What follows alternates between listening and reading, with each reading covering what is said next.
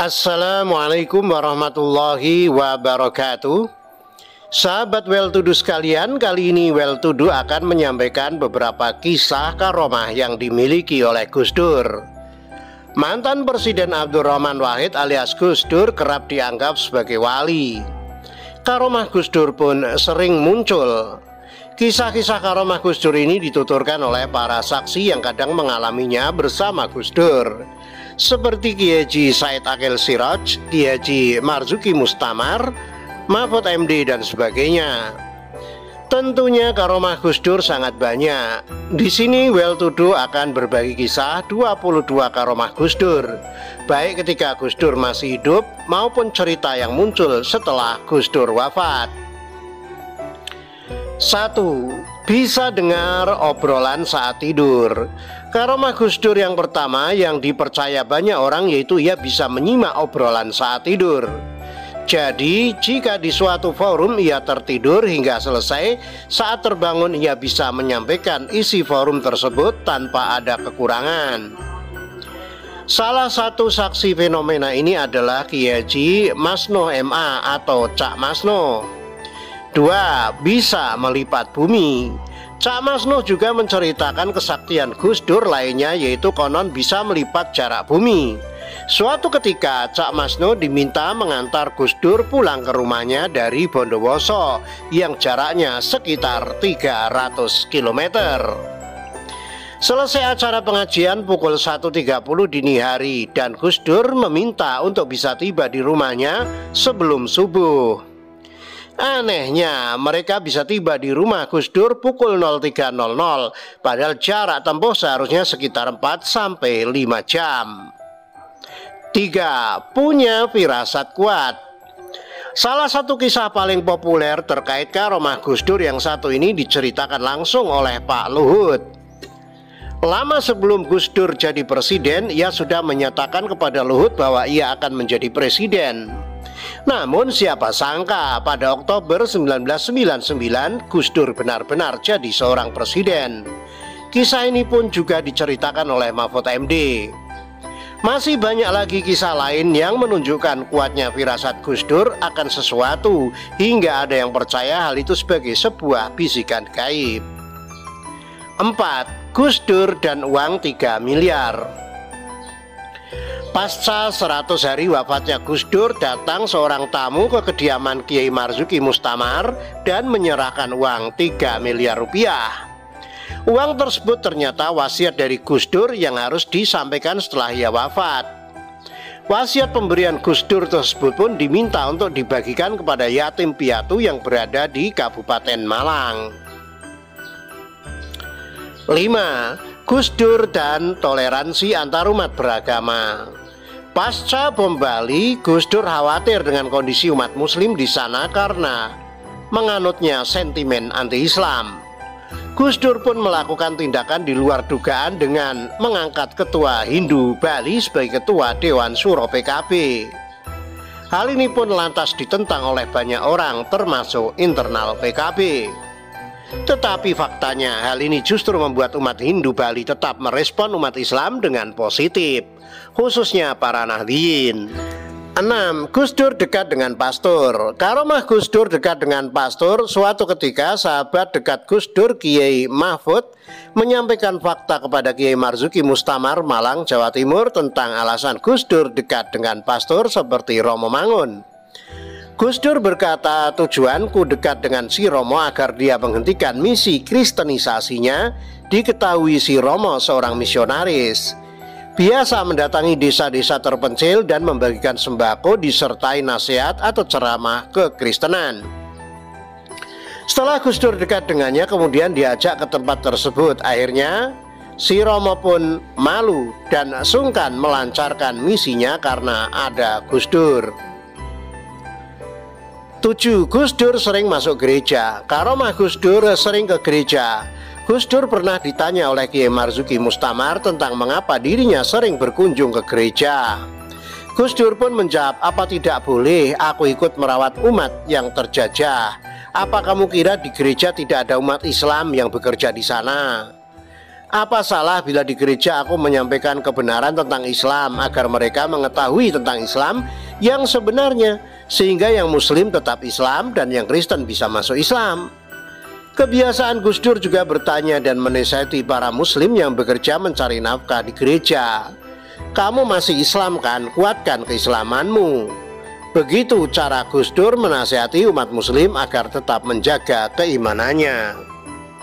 8. Perselisihan Gus Dur dengan Kiai Haji Maimun Zubair.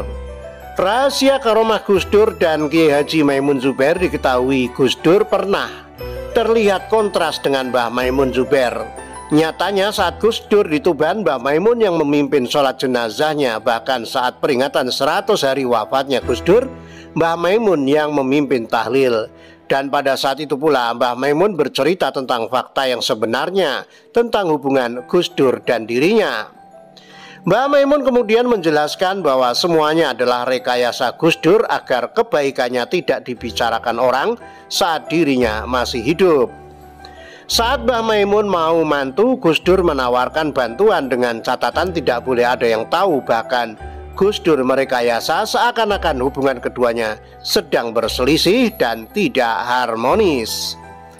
Karenanya tidak heran jika setelah itu banyak yang mencibir Gus Dur dengan anggapan sebagai seorang santri yang sudah tidak perhatian dan taat pada kiainya. Padahal kenyataannya tidak demikian. 9. Wasiat sarung dari Gus Dur.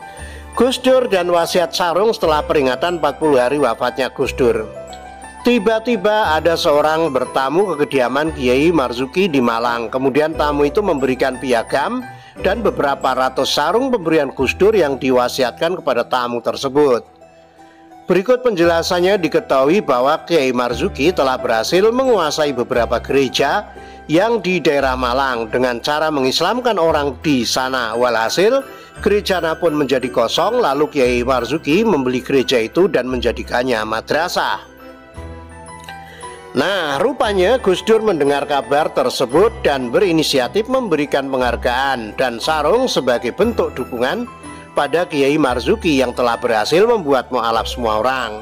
Namun Gus Dur sengaja tidak memberikan penghargaannya itu semasa hidupnya, semata-mata agar kebaikannya tidak diketahui banyak orang.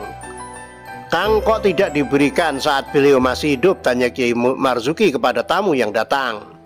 Karena ini wasiat Gus Dur, ucap tamu menjawab pertanyaan Kiai Marzuki. Lalu kenapa pemberian Gus Dur itu mesti berupa piagam dan sarung?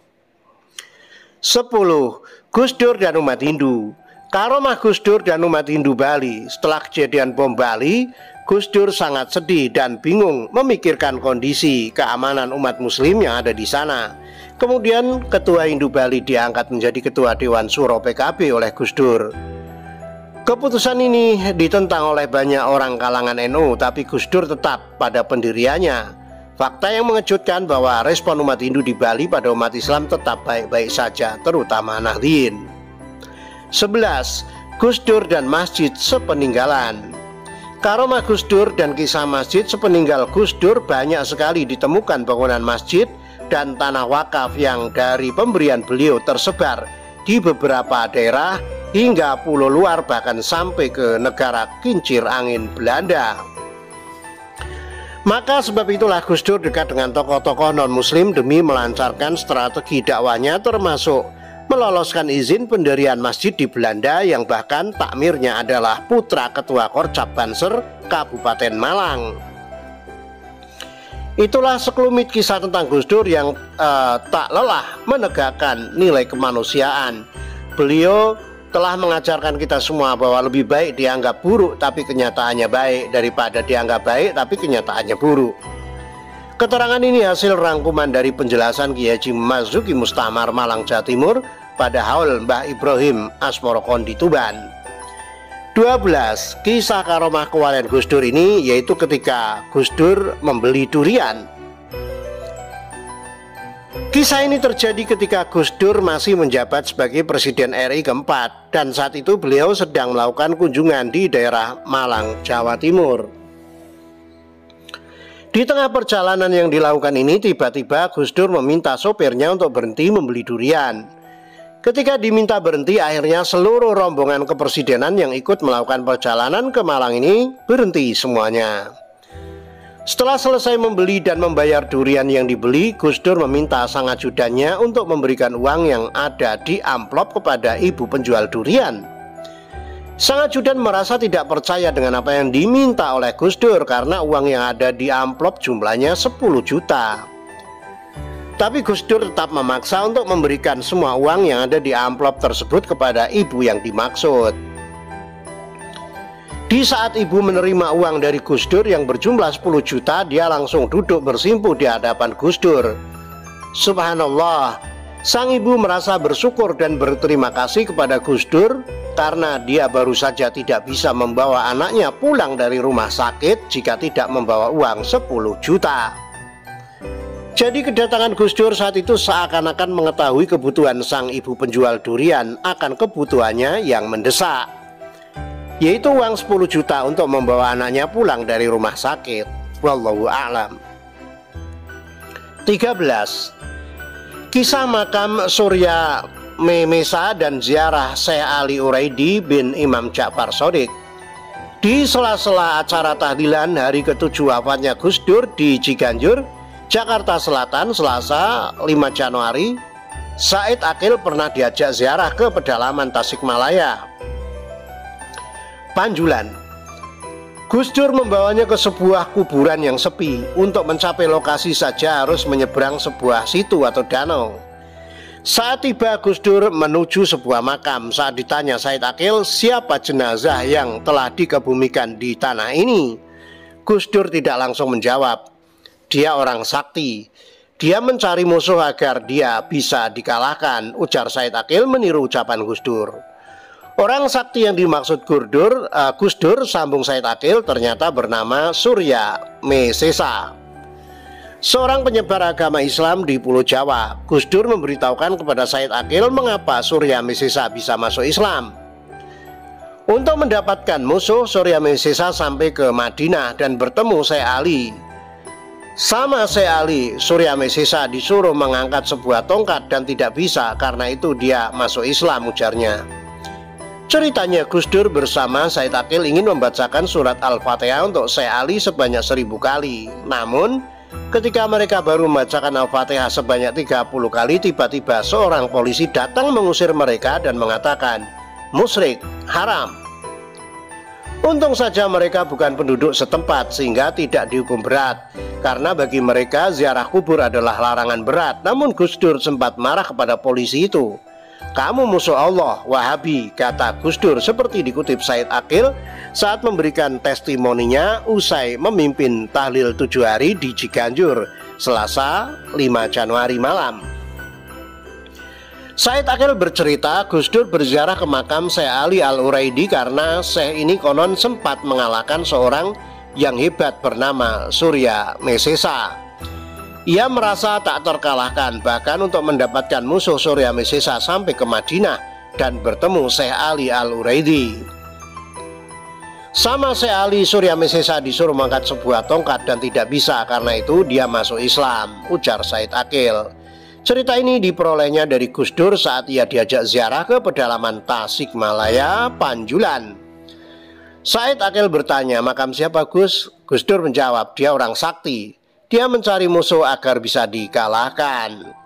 Karena itulah Gus Dur berziarah ke makam tersebut dan kemudian ke makam Syekh Ali Uraidi. Menurut Kang Said, panggilan akrab Kiai Haji Said Akil Siraj, Gus Dur memang gemar berziarah ke makam para ulama dan sesepuh. Selain mendoakan mereka, dengan cara itu Gus Dur merangkai sejarah peristiwa yang terjadi beberapa ratus tahun yang lalu yang bahkan tidak tertulis dalam buku-buku sejarah. Namun ada yang menarik ketika Gus Dur berziarah ke suatu makam, kata Kang Said. Kalau ada makam yang diziarahi Gus Dur, pasti kemudian makam itu ramai diziarahi orang. Gus Dur memang tidak hanya memberkahi orang yang hidup, tapi juga orang yang sudah mati, katanya disambut tawa hadirin. 14. Bertemu dan didoakan oleh wali di Madinah. Setelah berziarah, beliau berdoa di Raudhah. Malamnya Gus Dur ngajak Kiai Said jalan-jalan ke masjid untuk mencari seorang wali. Setelah muter-muter di masjid, Kiai Akil ketemu sama orang pakai sorban tinggi. Lagi ngajar santrinya banyak, bilang sama Gus Dur, "Apa ini wali, Gus?" Gus Dur bilang, "Bukan." Akhirnya cari lagi, ketemu sama orang yang pakai sorban dengan jidat hitam. Gus Dur bilang, "Bukan ini." Kemudian Gus Dur menghentikan langkah di dekat orang yang pakai sorban kecil biasa, duduk di atas sajadah.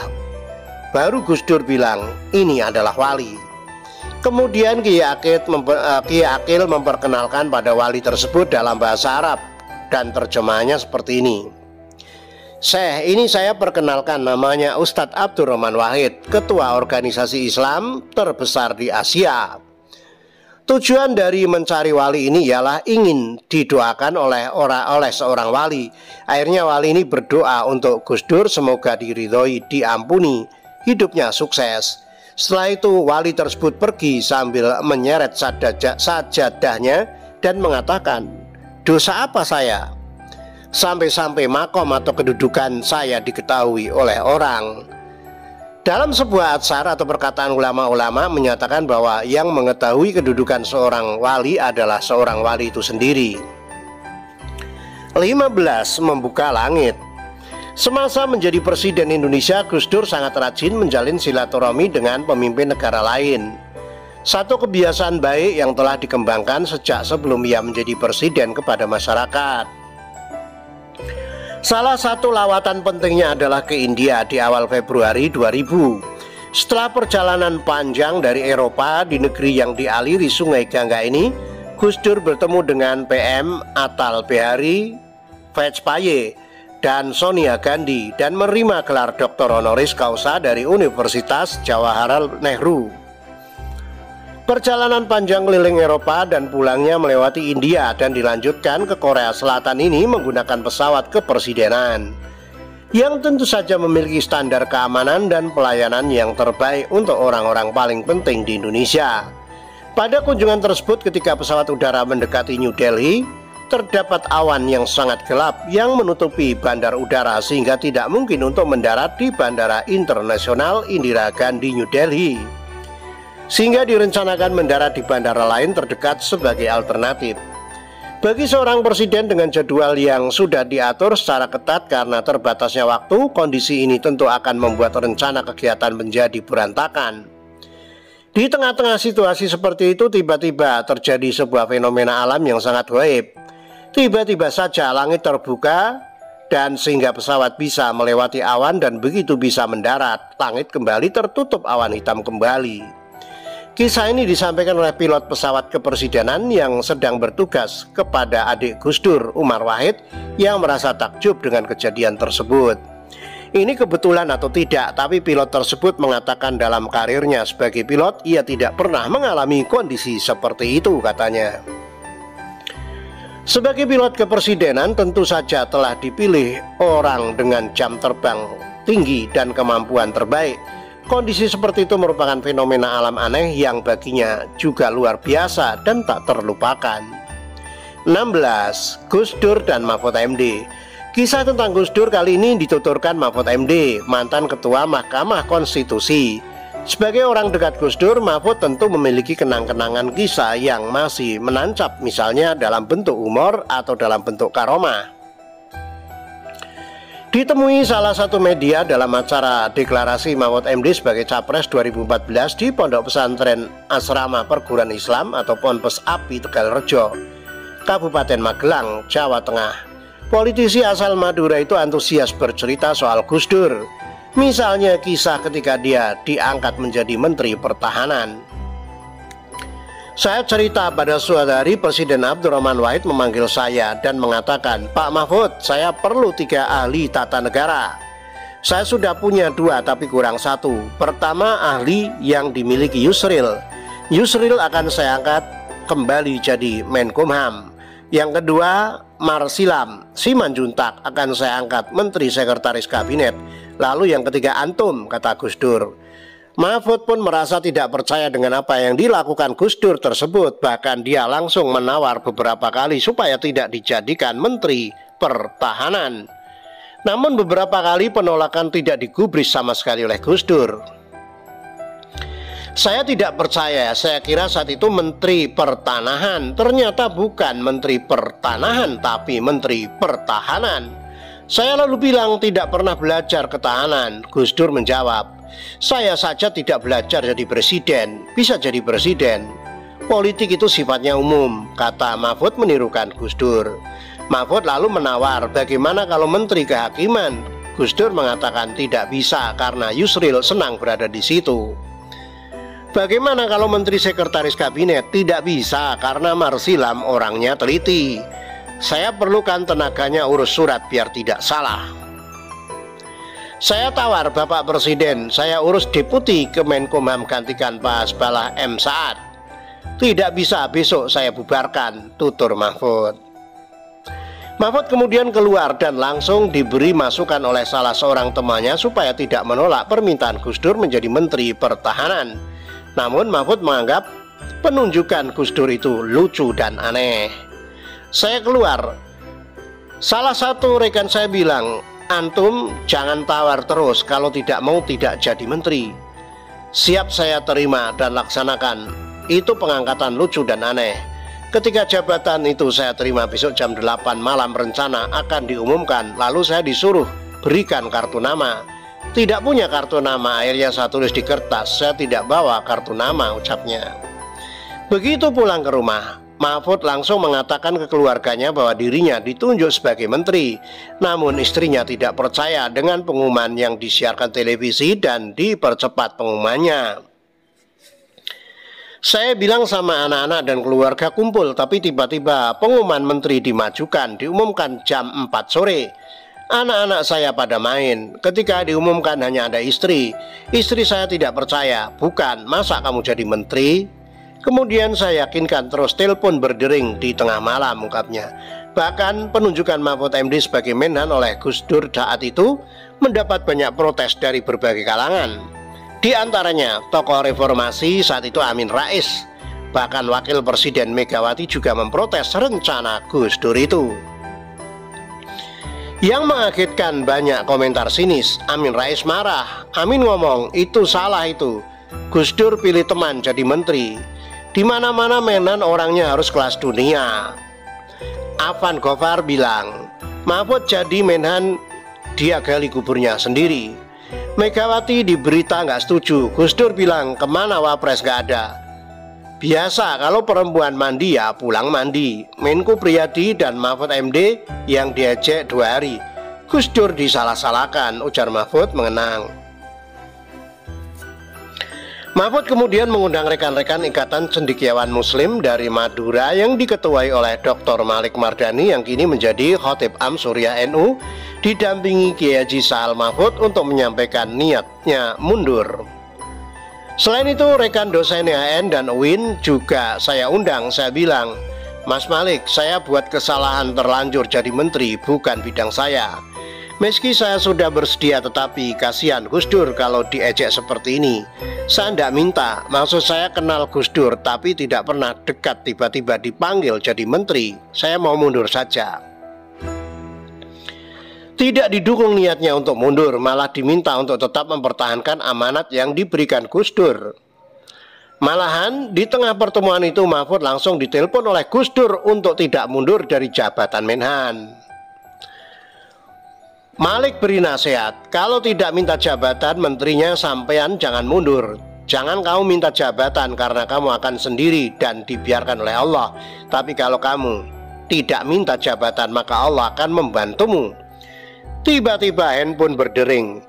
Sedang ada tamu.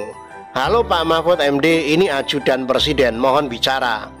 Presiden bicara, saya lagi di Gresik Pak Mahfud.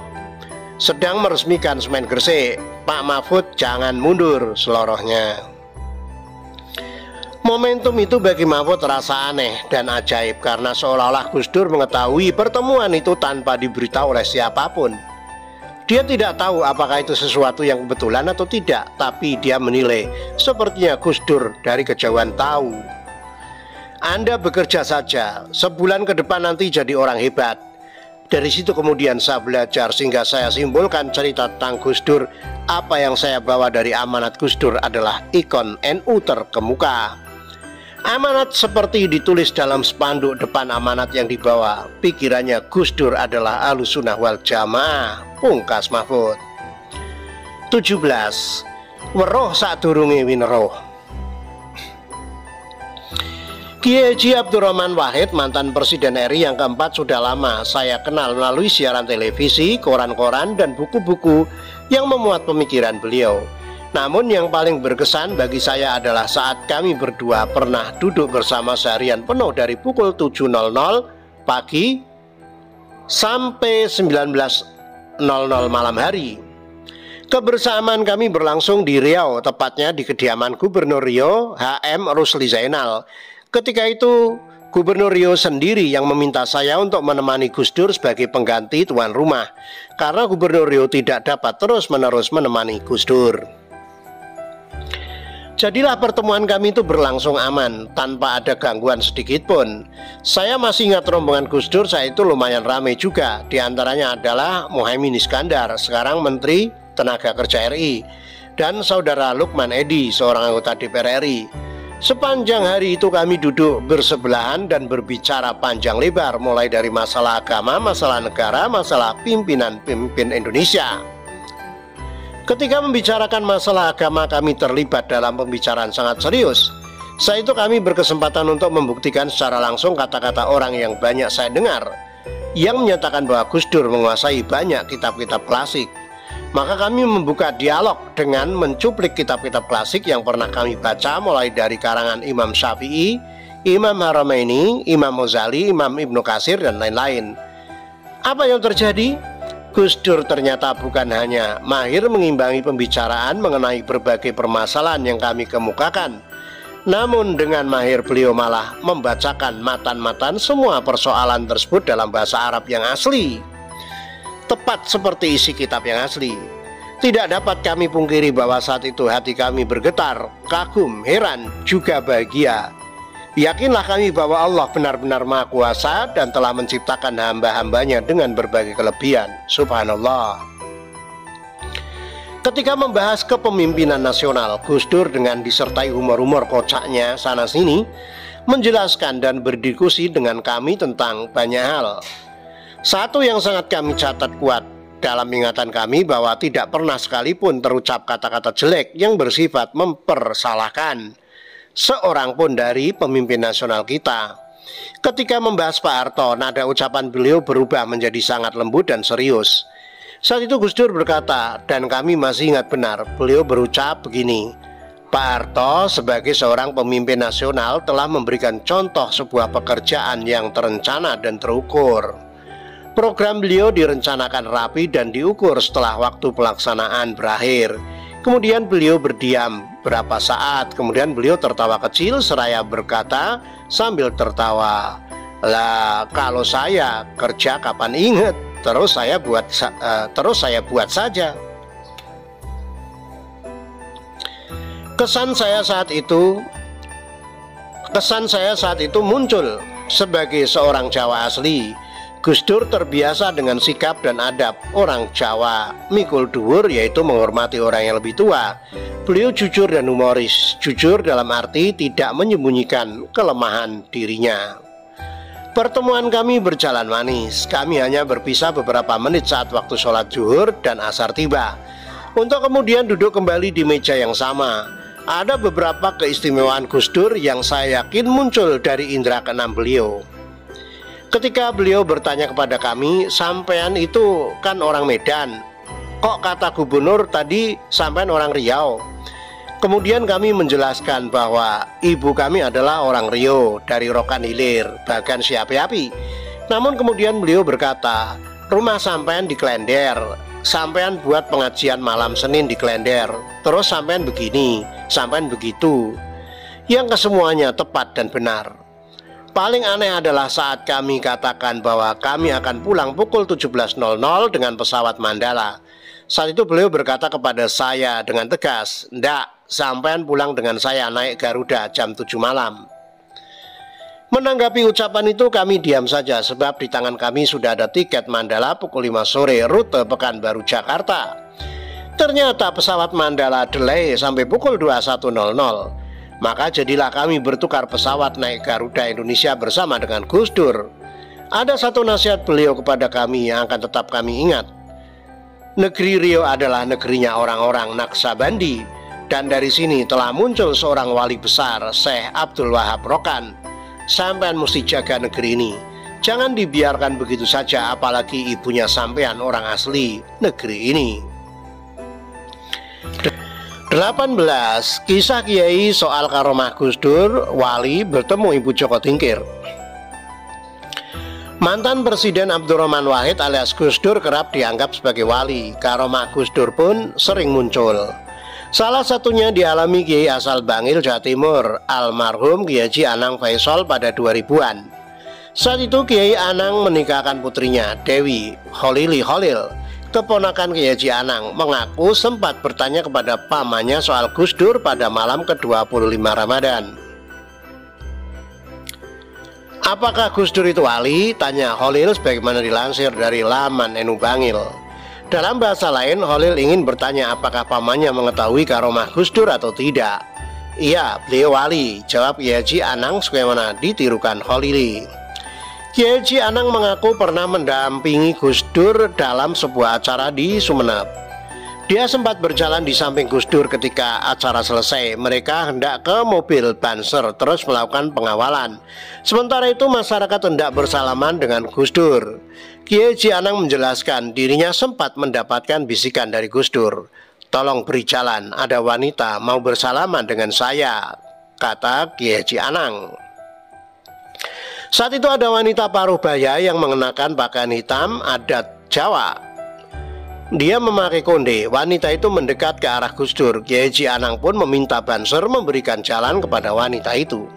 Menurut Kiai Haji Anang, Gus Dur menunduk dan bersalaman dengan wanita misterius tersebut. Setelah bersalaman, wanita itu pun menghilang di tengah kerumunan, ucap Kiai Haji Anang. Kiai Haji Anang pun sempat ditanya Gus Dur apakah dirinya mengetahui wanita itu atau tidak. Wanita itu adalah Ibu Joko Tingkir, ucap Gus Dur sebagaimana dituturkan Kiai Haji Anang. Menurut Kiai Haji Anang, Gus Dur tidak sempat menemui wanita itu, alhasil wanita itulah yang menemui Gus Dur. 19. Kisah karomah Gus Dur yang membuat hatimu menangis. Kisah karomah Gus Dur yang membuat hatimu menangis. Kala itu di kisaran tahun 2007, ketika saya sedang mengenyam kuliah di Jakarta bersama kawan-kawan pejuang Tauhid. Kami tinggal di asrama di bawah bimbingan senior Imam Nafi Junaidi. Mas Nafi ini selain aktif di kegiatan ekstra kampus, dia juga tercatat sebagai santri Ciganjur. Ini karena rutinitasnya di hari-hari tertentu mengaji di pesantren Gus Dur. Suatu hari Mas Nafi mengajak saya untuk mengaji khataman Al-Quran di bilangan perumahan elit Jakarta. Ini atas perintah Gus Dur, katanya, karena tak ada alasan bagi saya untuk menolak. Sesuai alamat yang telah ditujukan oleh Gus Dur kepada Mas Nafi, kami tiba di lokasi. Bapak tuan rumah menyalami kami, mempersilahkan kami duduk dan menyuguhkan beragam hidangan yang sepertinya betul-betul telah dipersiapkan sebelumnya. Kami ngobrol bersama. Si tuan rumah mengaku dekat dengan Gus Dur. Gus Dur itu guru saya di banyak hal, katanya. Namun sedari tadi ada satu perkara yang sangat mengganjal di hati kami, yaitu tepat di tembok ruang tamu rumah ini terpampang jelas lambang salib. Iya, salib, simbol ideologis Kristiani. Dan parahnya lagi, dijejer berdampingan dengan kaligrafi Allah dan Muhammad. Temannya Gus Dur memang lucu-lucu ya. Sekaligus aneh pula, sampai di sini Anda ketawa. Nampaknya si tuan rumah membaca ekspresi keganjalan kami. Beliau seketika membuka pembicaraan. Maaf mas-mas yang saya hormati, sebelum acara mengaji dimulai, izinkan saya sedikit bercerita. Begini mas, acara mengaji di rumah saya ini memang inisiatifnya Gus Dur. Saya sendiri sebenarnya non-muslim, tepatnya Kristen. Kedekatan saya dengan Gus Dur sungguh hubungan yang penuh kedamaian. Beliau tidak pernah menyudutkan saya dalam hal agama. Jangankan Kok meminta masuk Islam? Tanya agama saja baru kemarin. Kebanyakan obrolan kami adalah canda tawa. Itulah yang saya suka dari Gus Dur.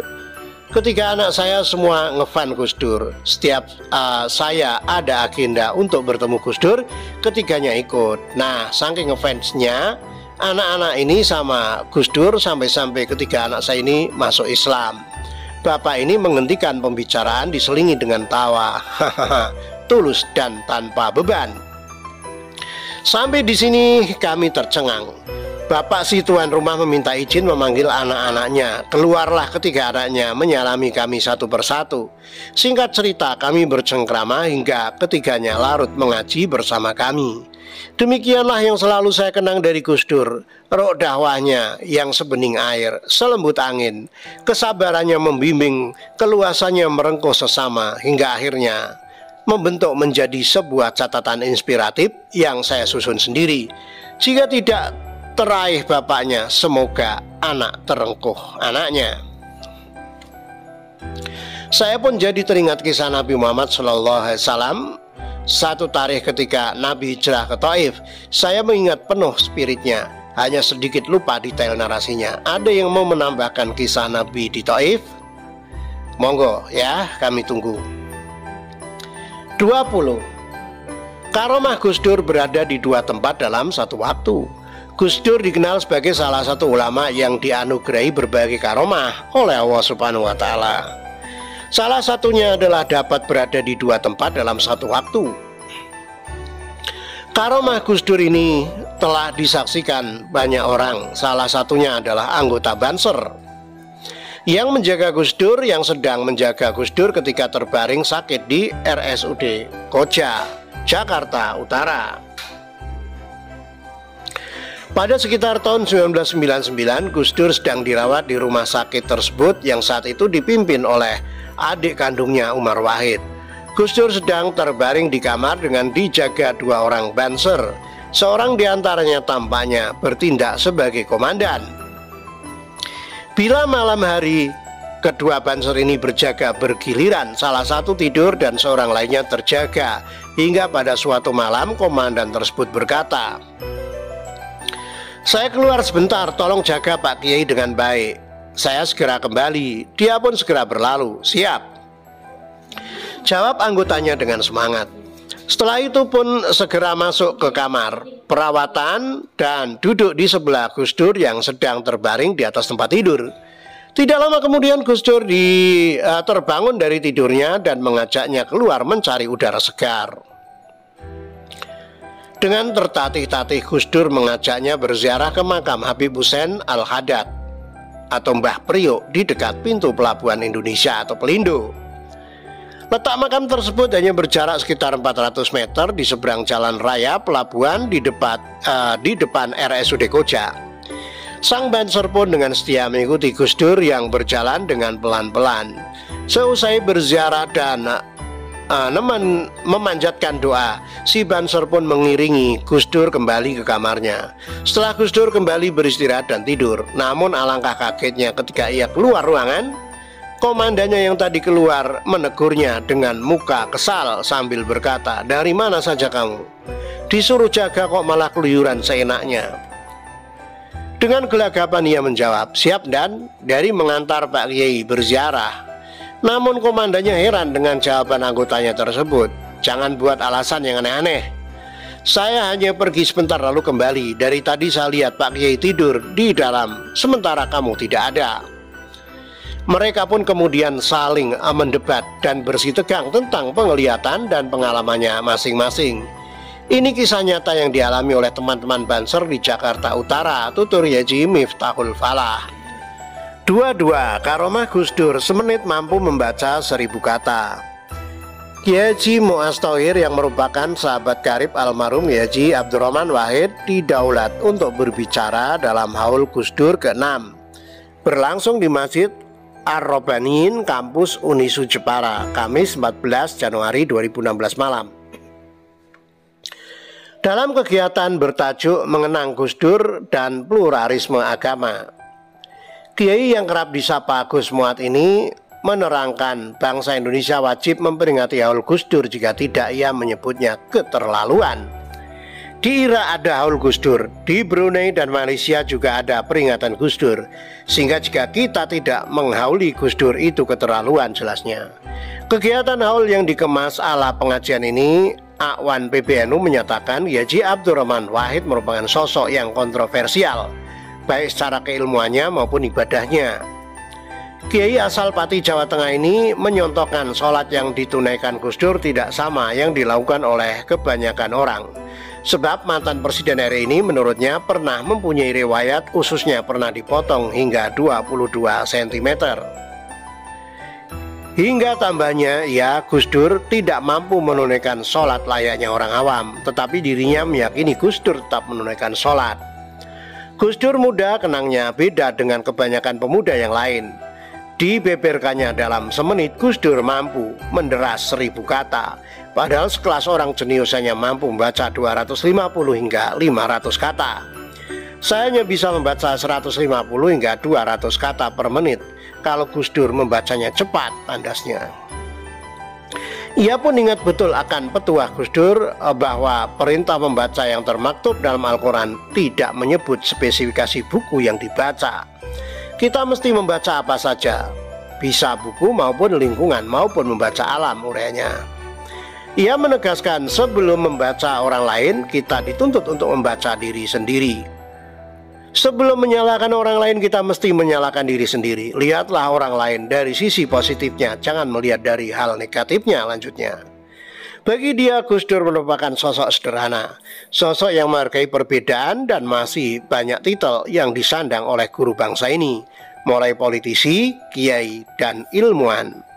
Ia menambahkan Gus Dur tidak pernah mempunyai beban meskipun dengan orang yang membencinya sekalipun. Gus Dur meyakini orang yang tidak cocok lama-lama kelamaan akan menjadi cocok. Dengan banyaknya yang sudah dilakukan Gus Dur ketika ia dipanggil Sang Pencipta, semuanya menangis, baik muda dan tua semuanya menangis. Hal lain ditambahkan Lutfi Rahman, pembina jaringan Gus Durian Jepara, menilai Gus Dur merupakan guru dan inspirator yang gagasannya layak dikembangkan dan dipraktekkan. Gus Dur masih menurutnya adalah tokoh plural yang menyatukan seluruh elemen bangsa, sehingga tak salah hingga kini yang berziarah ke makam Gus Dur dari berbagai elemen agama. Demikian, mohon maaf bila ada kekurangan atau kesalahan dalam membaca. Jangan lupa like, subscribe, dan komennya. Demikian, wassalamualaikum warahmatullahi wabarakatuh.